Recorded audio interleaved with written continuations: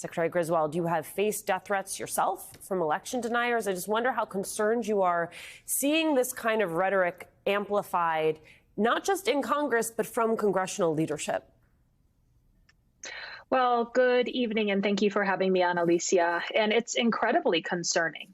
We are seeing the extreme rhetoric lead to actual real-world violence. The extreme rhetoric incited the January 6th insurrection. It led to the kidnapping attempt of Governor Gretchen Whitmer, to the attack on Paul Pelosi, and most recently to the shooting of 6 houses of elected officials in New Mexico.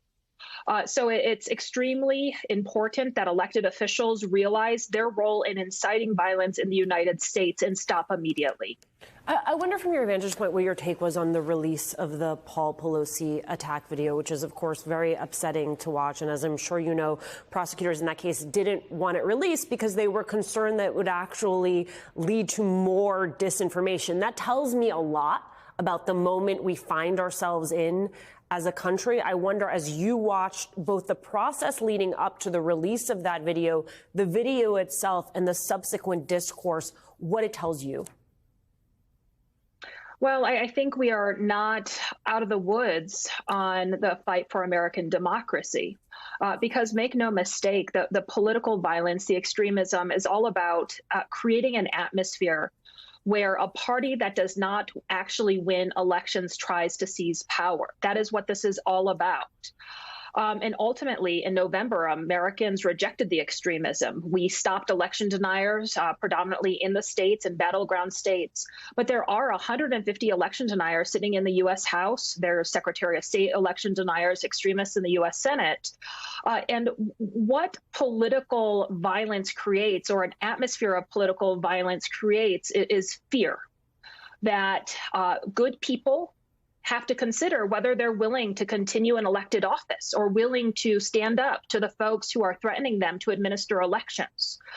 So it's incredibly concerning to see the continued disinformation. And again, as a nation, we have to recommit ourselves to democracy. And that is stopping the extremist language that we find ourselves in a constant basis.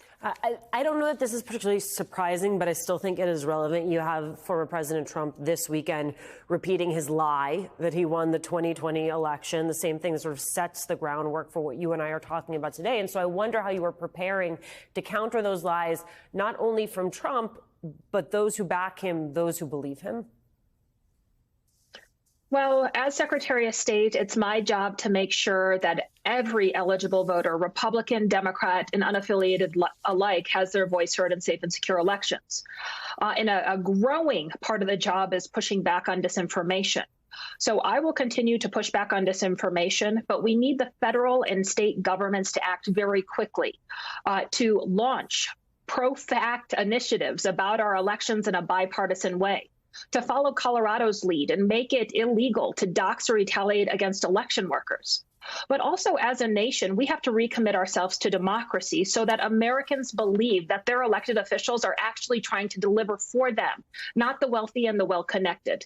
So that means a bigger commitment to democracy reform, including pushing back on voter suppression, stopping the gerrymandering, and getting dark money out of our politics. You are always so good at connecting the dots for us. Colorado Secretary of State Jena Griswold, thank you.